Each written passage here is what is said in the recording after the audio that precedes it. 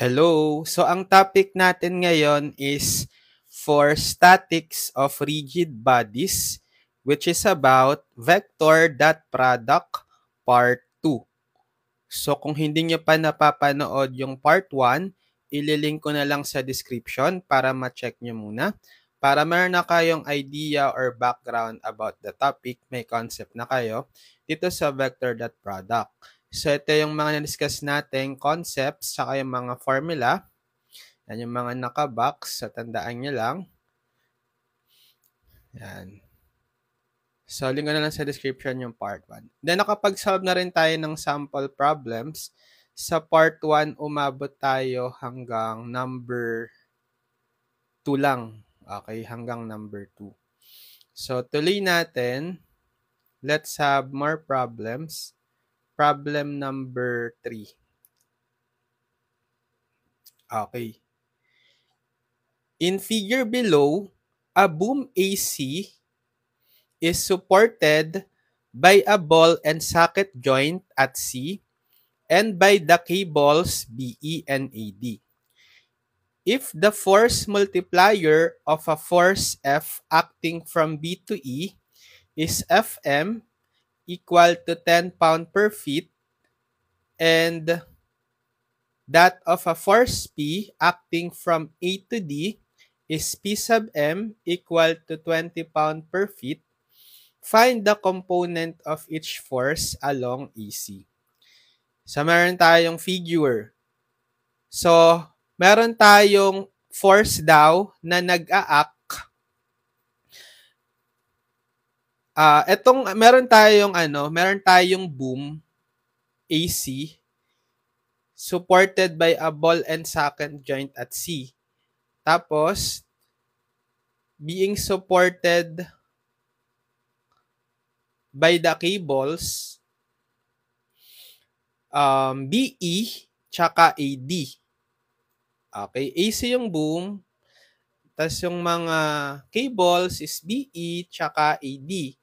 If the force multiplier of a force F acting from B to E, so take note from B to E, so ang direction nung vector natin is pa ganyan, B to E, meron daw siyang force multiplier na Fm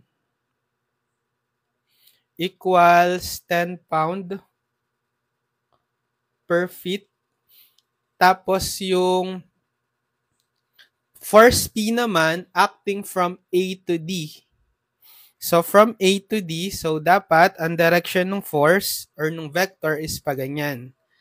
Meron siyang force multiplier PM is equal to 20 pound per feet. So find the component of each force along AC. So ito yung AC. Hanapin natin yung component ng force F tsaka force P sa AC. So 'di ba apply natin yung formula? Ano yung formula ng component natin? Force component. So kung hahanapin natin yung component ng force F sa AC, so sa pangalanan nating force FAC, it is equal to what? It is equal to the force F dot with the unit vector in the same direction as AC. Right? Let's denote by NAC. So, kuhain natin yung force F. Paano kuhain yung force F?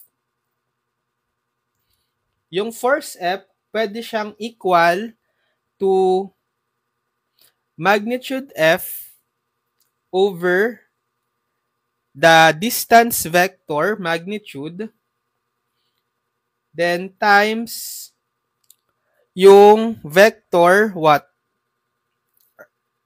Vector B to E. Kasi yung direction ni F, right?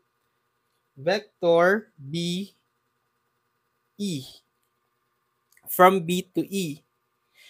So, itong D, siya rin yung magnitude nitong BE. Right? Or pwede nating sabihin, this is the magnitude magnitude ng BE.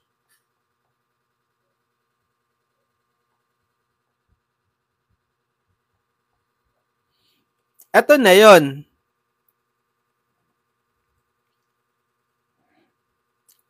Okay, ito na yung force F. Or, kasi ang given sa atin is yung force multiplier. Diba? Yung force multiplier is Fm. We know that force multiplier Fm is equal to the magnitude ng F divided by yung D, which is yung magnitude ng BE. So, therefore, pwede natin tong isulat as simply yung F over magnitude ng BE or yung D, that's equal to Fm, then times the vector BE. Yan. So, hanapin lang natin yung vector BE tapos i-times nyo sa first multiplier, yan na yung force F. So, paano hanapin yung vector BE? So, di ba, kailangan i-minus nyo yung destination point minus origin, right? So, pero wala pa tayong mga coordinates. So, lagyan nyo muna ng coordinates yung mga point kasi meron namang mga dimensions. Oh. So, ano kaya ang coordinate ni A? Ang coordinate ni A is along lang siya sa positive x-axis. Okay? So, therefore, ang meron lang siyang coordinate is yung x component, which is 4 plus 4, 8.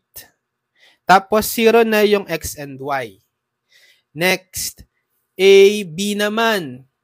So, si B, ang kanyang x-coordinate will be what? So, nasa 4 units sa positive x.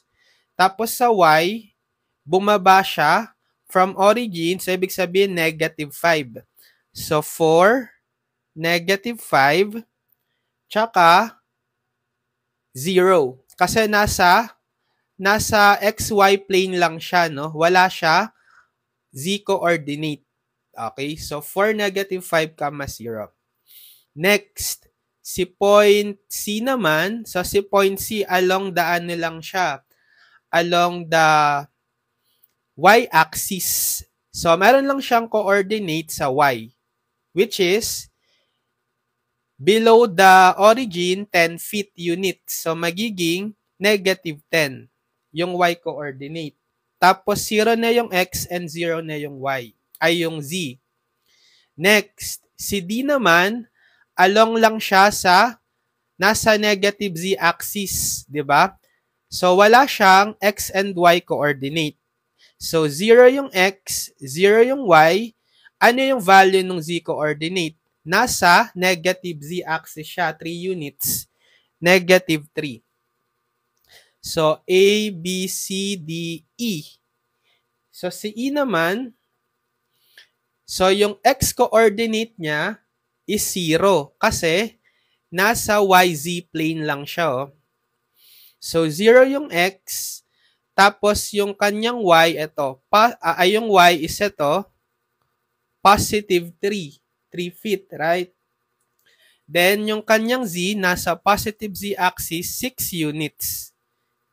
Okay, so 0, 3, 6.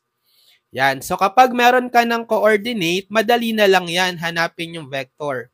So, for vector BE, diba, x2 minus x1 I hat plus y2 minus y1 j hat plus z2 minus z1 k hat. So, yung origin mo is yung B. Ito yung x1, y1, z1.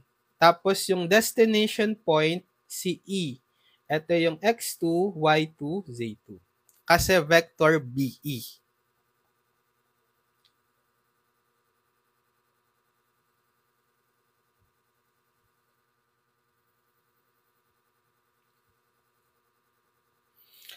So, x2, 0 minus x1, 4. 0 minus 4, I hat, plus y2 minus y1, 3 minus negative 5,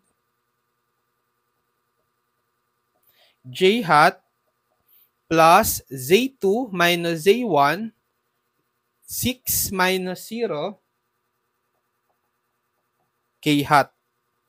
So, magiging negative 4i hat, plus 3 minus negative 5 is 8j hat, plus 6 minus 0, 6k hat.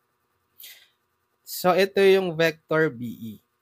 Therefore, yung pinaka-vector F is yung force multiplier, which is 10. 10 times yung vector BE 4i plus 8j plus 6k.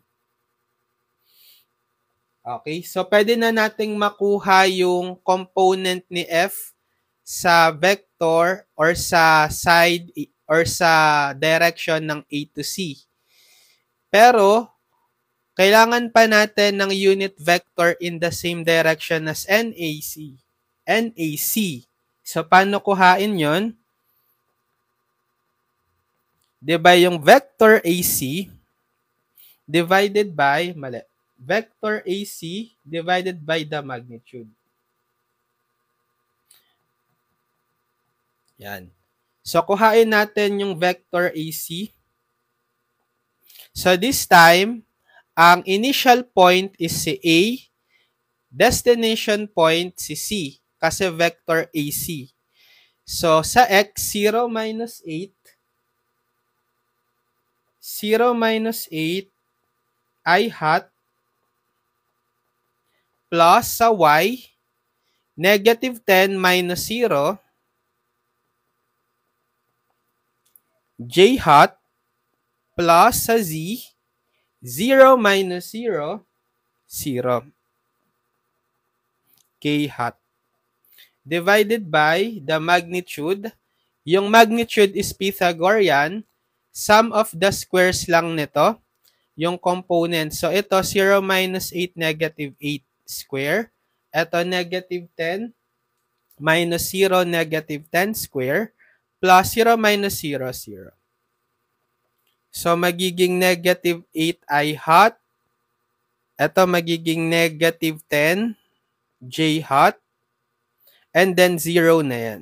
Over yung magnitude, input nyo sa calculus square root ng negative 8 square plus negative 10 square. Kahit wala namang negative, okay lang yan. Pero input natin negative kasi pag in-square mo, positive pa rin. So, 2 square root of 41. 2 square root of 41. Ayan. So, meron na tayong unit vector in the same direction as, AC. So, para makuha na natin yung FAC, component ng force F in the same direction as AC, apply natin yung formula. FAC is vector F dot with NAC. So, ano yung nakuha nating vector F kanina? Ito.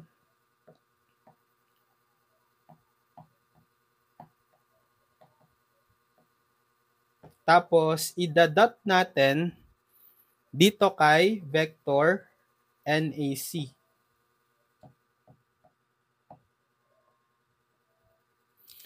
So, di ba pag nagdadot tayo, minomultiply niya lang yung corresponding components, x to x, y to y, z to z, tapos ina-add.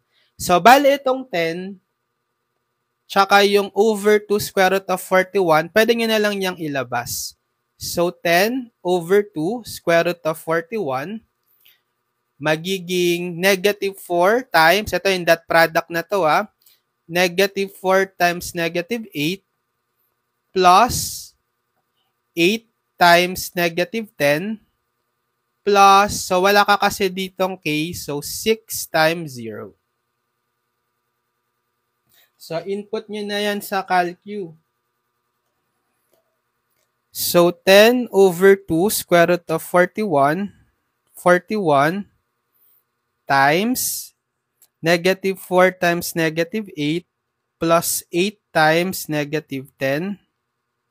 Ito, 0 na to. plus 6 times 0, okay, approximately negative 37.48 pound. Ito yung component ng force F sa AC. Next, yung isa pa, si force P din, pinapahanap. Component ng force P dito sa AC. So, ang formula naman natin, same pa rin. PAC naman is equal to the force P dotted with NAC. Pero hahanapin natin yung force P.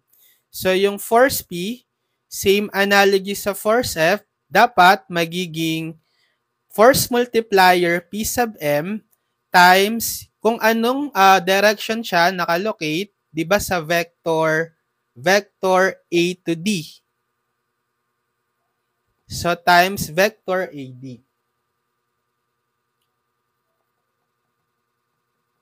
So, kuhain nyo yung vector AD. So, yung destination point is yung D, x2, y2, z2. Origin, starting point is yung A, x1, y1, z1. So, for x component ng vector AD, 0 minus 8, 0 minus 8 I hat plus y2 minus y1, 0 minus 0, j hat plus z2 minus z1, negative 3 minus 0.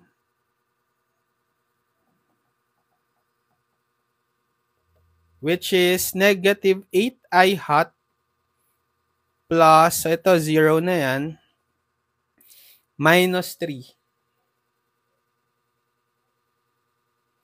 Minus 3k hat. Yan. So, yung pinaka-force P is equal to PM. Ang value natin doon kanina is 20. So, 20 times AD. Negative 8I hat minus 3K hat. So, para makuha natin yung PAC, i-dot natin ngayon itong force P, ito,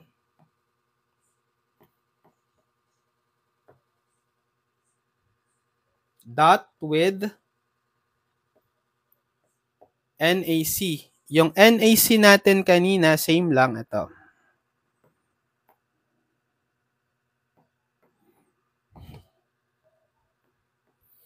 Yan. So, labas na lang natin tong constant na 20 over 2 square root of 41. Okay. Tapos, paano uli mag-dot? So, multiply nyo yung x components. So, negative 8 times negative 8 plus yung y component. So, dito wala tayong y component. Kasi ito is negative 3. Ito is negative 10.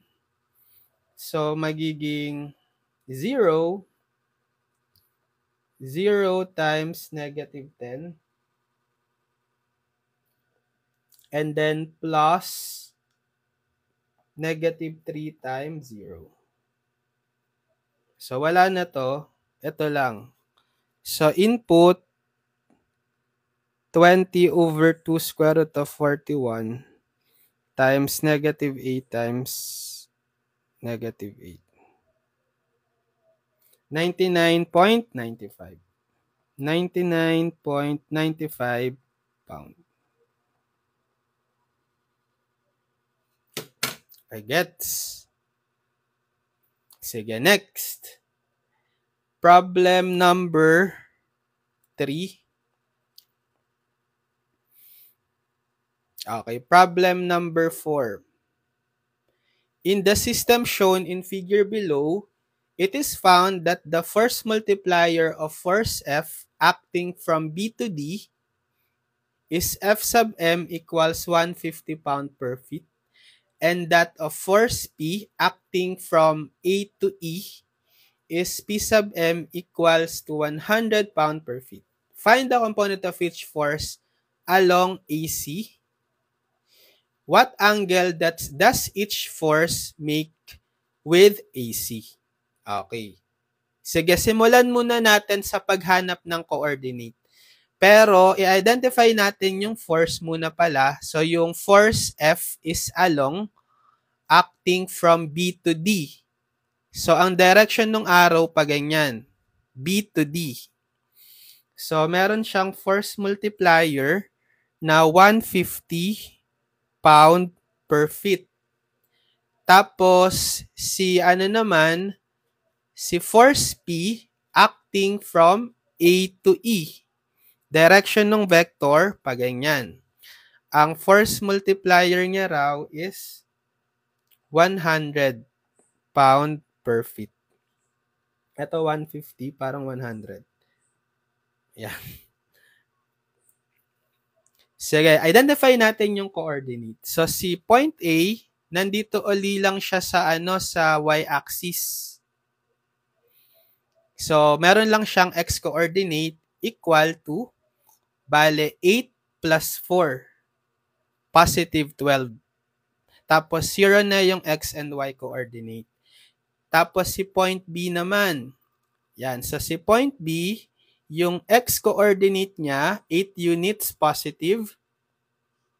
Yung y-coordinate niya, bumaba from origin, 3 feet. So, that's equal to negative 3. Diba? Tapos, wala siyang z-coordinate kasi nasa xy plane lang siya. 0. A, B, C. So, si C, nandito lang siya sa y-axis. So, ang meron lang siyang coordinate is yung y, which is negative 9. Kasi 9 feet below the origin. So, negative 9 yung y coordinate, tapos 0 na yung x and 0 na yung z. A, B, C, D. So, si D naman, so wala siyang x coordinate. Kasi nasa YZ plane lang siya. So, 0 yung x-coordinate niya. Tapos, yung y-coordinate is, actually, nasa z-axis lang pala siya. So, 0 yung kanyang x saka y. Yan. So, 0 yung x saka y. Tapos, yung pinaka-x-coordinate is positive 6. 6 feet. A, B, C, D, E. So, si E naman, so, nasa XC plane lang si E. 'Di ba? Nasa XC plane, nasa YZ plane pala. So, 0 yung x-coordinate. Yung y-coordinate niya is ito, 4 feet positive above the origin. So, positive 4. And then, yung z-coordinate, nasa negative z-axis na siya. 'Di ba? Negative 6. Yan. So, kapag may coordinate na tayo, kuhain na natin yung mga vectors. So, ang pinapahanap is yung component ng force F and P sa along AC. So, kuhain muna natin yung force F. So, same analogy sa previous problem. That's equal to the force multiplier Fm times yung vector kung saan same direction si F. Vector BD. Right? So, times vector BD.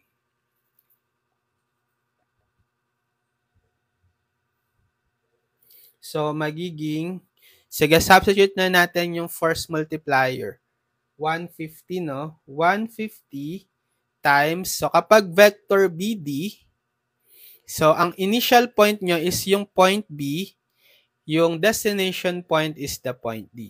So, x2 minus x1, 0 minus 8, I hat, plus y2 minus y1, 0 minus negative 3, j hat, plus a2 minus a1, 6 minus 0, k hat. Yan. So, magiging 150, 0 minus 8.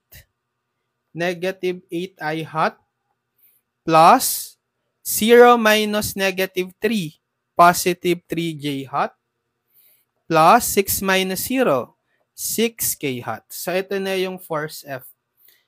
So, kapag kinuha natin yung component ni F sa AC, by dot product, that's equal to force F dot unit vector in the same direction as AC. So, hanapin natin yung unit vector in the same direction as AC. So, yung pinaka-vector AC ulit, then divided by its magnitude. So, yung vector AC from A to C. So, ang destination point si C, starting point si A. X component, so 0 minus 12, I hat, plus Y component, negative 9 minus 0, J hat, plus Z, 0 minus 0. Then divided by yung magnitude nito. So, sum of the squares niyang components. So, 0 minus 12, negative 12 square, plus negative 9 minus 0, negative 9 square, plus 0 minus 0, 0 square. Okay, so magiging negative 12 I hat, tapos plus negative 9 minus 0, negative 9j hat. Tapos wala na tong k0.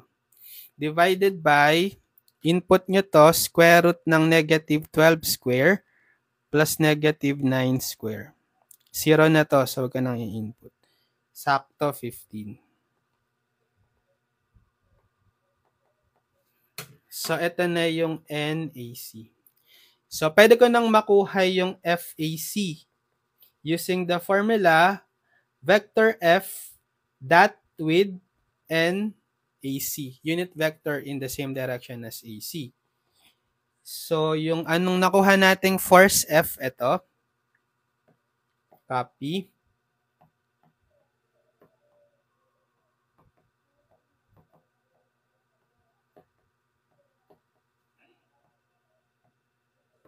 So, idadot ko dito sa NAC.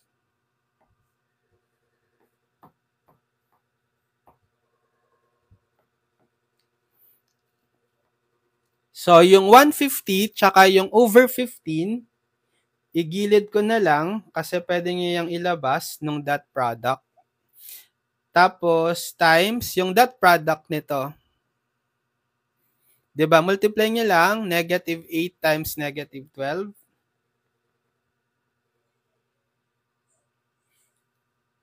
Plus 3 times negative 9. Plus 6 times, wala itong k hat, so 0.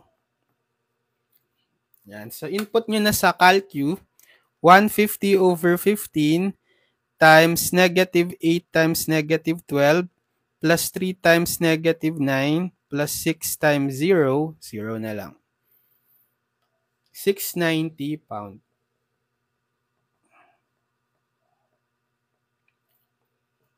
Okay, next. Yung component naman ni P sa AC.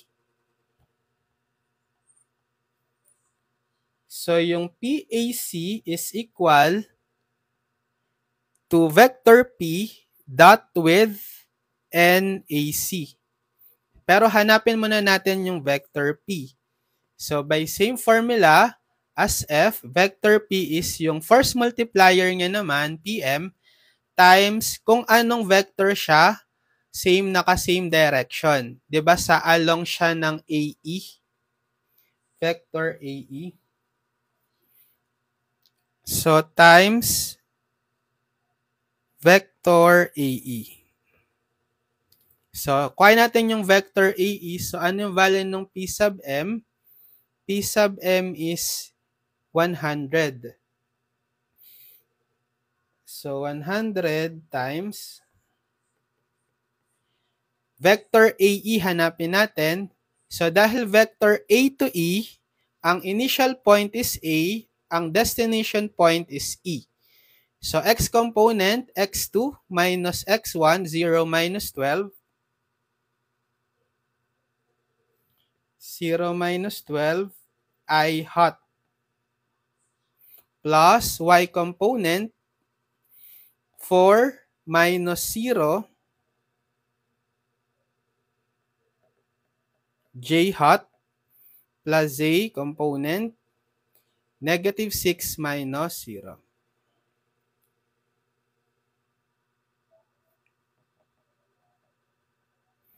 K hot.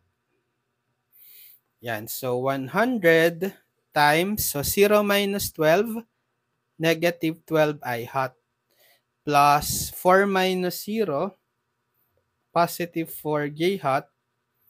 Plus negative 6 minus 0, negative 6. So, gawin kong minus 6K hot. Yan. Ito yung force P. Next is pwede ko nang makuha yung pinaka-component ni P sa AC. I-dot product na natin yung P sa NAC. So, ito yung nakuha nating force P. Copy.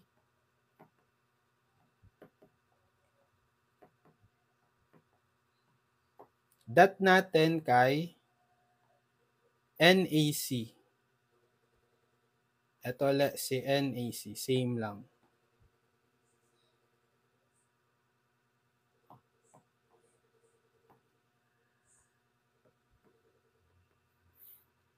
So, labas na natin ng dot product yung 100 tsaka over 15. 100 over 15. Tapos, dot product nito dito. So, negative 12 times negative 12 plus 4 times negative 9 plus, so negative 6 times, wala kang k hat dito, 0. And input nyo na yan sa calcu. So, 100 over 15 times negative 12 times negative 12 plus 4 times negative 9 plus 6 times 0 equals 720.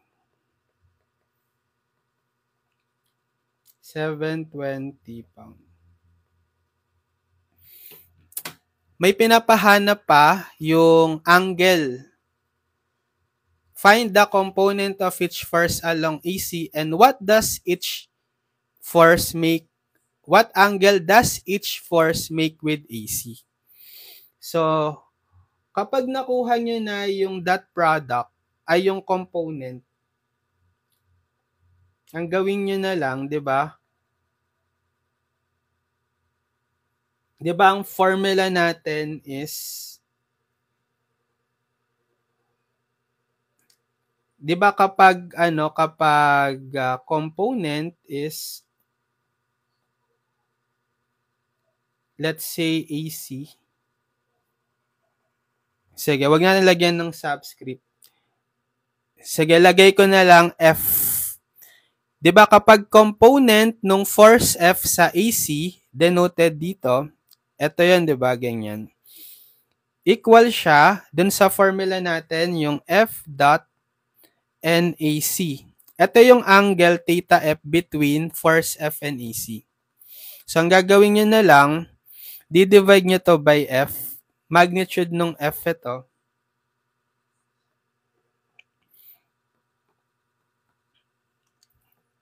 So, magiging cosine theta F is yung dot product nung F sa NAC divided by the magnitude nung F.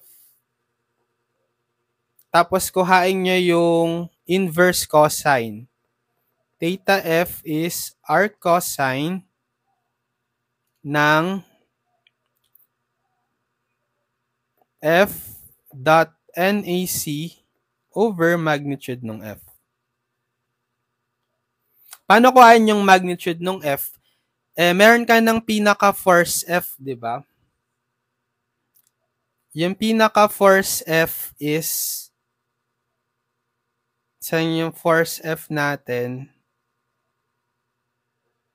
150. Ito. May pinaka-force F ka na vector. Pwede mo nang makuha yung magnitude niyan.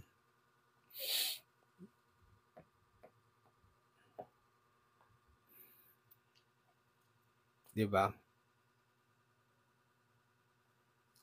So, theta F is R cosine. May value ka na neto eh.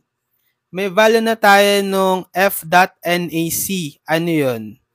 690. Or yung FAC, di ba? So, 690 divided by, ito yung force F, magnitude neto. Di ba kapag kinuha nyo yan, that's square root nung sum of squares. So, 150 times negative 8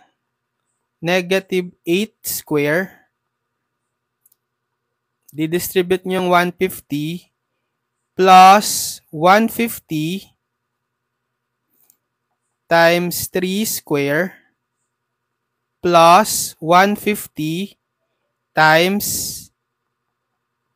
6 square. Actually, mafa-factor out dapat tong 150 square. So, ang gawin yung shortcut, R cosine ng 690 over, nakalabas na yung 150 na lang, tapos kuhain nyo na lang yung pinaka-square root ng sum of the squares ng components. So, negative 8 square plus 3 square plus 6 square. So, R cosine ng 690 divided by 150 square root of negative 8 square plus 3 square plus 6 square. Yan, naka-degree yung mode ng calculus. Approximately 63.86 degree. Okay, itong formula na to, dinerive natin to, di ba?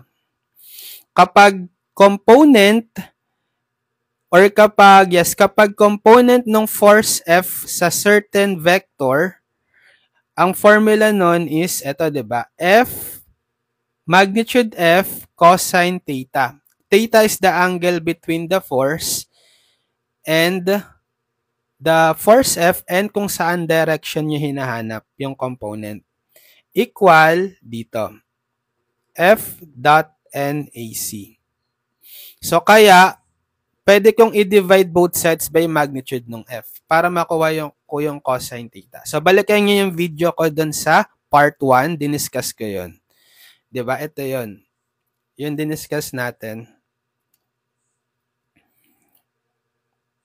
Kung nalito kayo dun.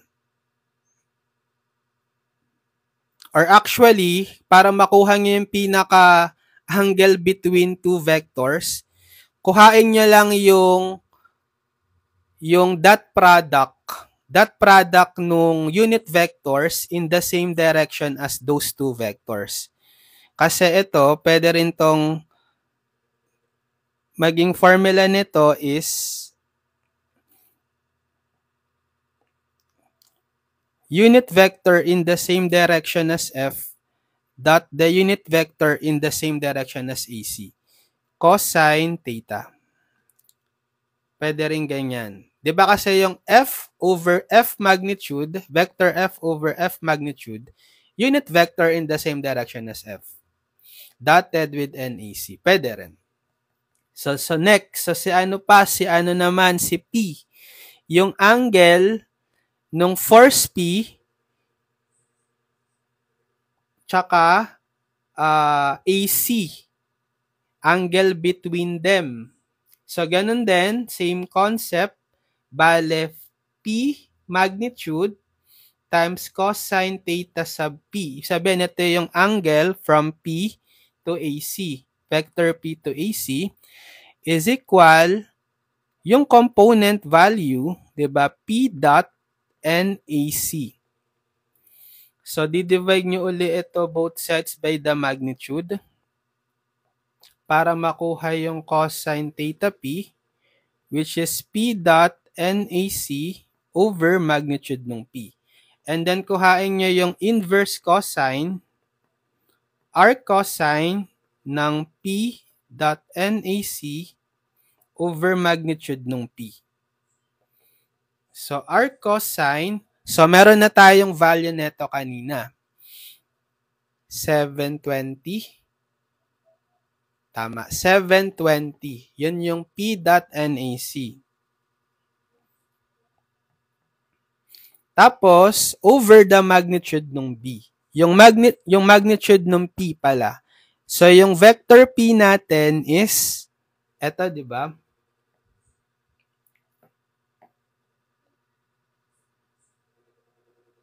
So, ang gagawin nyo na lang is,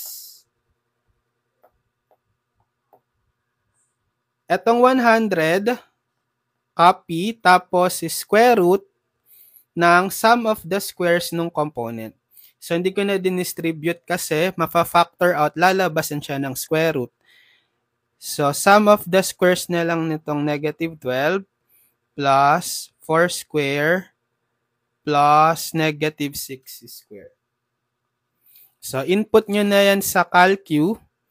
R cosine ng 720 divided by 100 square root ng negative 12 square plus 4 square plus negative 6 square.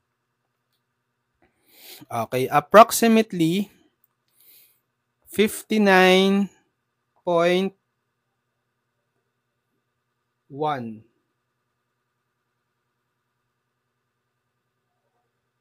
degrees. Okay. Ito yung theta P. Angle between force P and AC.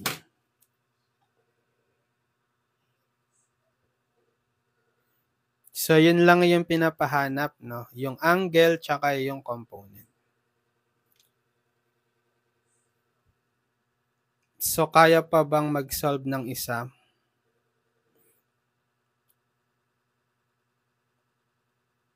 Number 5.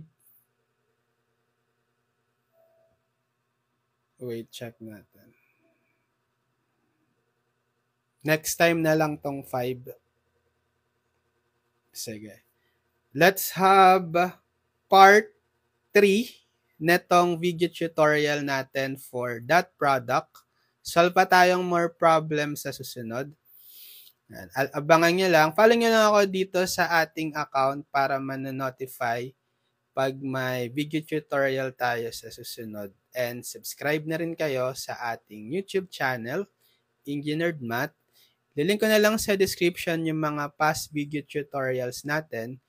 Pati yung pinaka-playlist na lang din nitong Statics of Rigid Bodies para mapanood nyo simula sa unang lesson hanggang last lesson yung mga video tutorials natin. Tsaka para meron kayong video tutorial playlist guide from our YouTube channel sa buong subject nyo na Statics of Rigid Bodies. So, good luck sa mga nagtitake ng Statics of Rigid Bodies. Kayang-kaya nyo yan. Mag-practice lang kayong mag-solve ng maraming problems. And manood lang kayo ng mga video tutorials ko sa YouTube. Okay, see you on my next video tutorial. Bye-bye!